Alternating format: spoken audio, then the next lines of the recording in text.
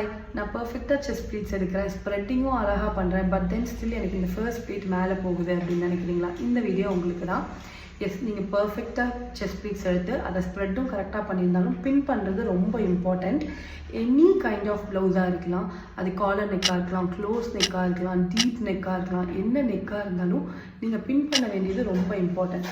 எக்ஸாக்டாக this is my ப்ளவுஸ்ன்னு வச்சுக்கோங்களேன். For example, இங்கேருந்து இவ்வளோ லென்த்துக்கு இருக்குது என்னோடய ஷோல்டர். கரெக்டாக பின் பண்ண வேண்டியது இன்டர் ஸ்டிச்சுக்கு பின்னாடி பண்ணணும். கரெக்டாக உங்கள் 2 ஃபிங்கர்ஸ் வைங்க. 2 ஃபிங்கர்ஸ்க்கு கரெக்டாக இந்த சைட் பின் பண்ணுங்க. உங்கள் பின் பண்ணிட்டீங்க அப்படின்னா உங்கள் நெக் வந்து இப்படி தான் வரும், மேலே போகாது.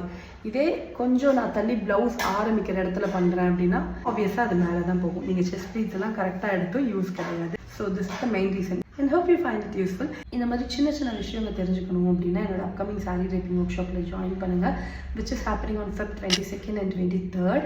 யாராவது ட்ரேப்பிங் ட்ராமாவில் சிக்கிட்டு தவிக்கிறீங்க, இல்லை உங்களோட செல்ஃப் ட்ரேப்பிங்கே இன்னும் நீங்கள் ரொம்ப இம்ப்ரூவ் பண்ணணும் அப்படின்னு நினைக்கிறீங்க அப்படின்னா நீங்களே இந்த கிளாஸ் உங்களுக்கு கிஃப்டாக கொடுத்துக்கோங்க. சாரியில் அழகாக ஃப்ளவுன் பண்ணுங்கள். And thank you.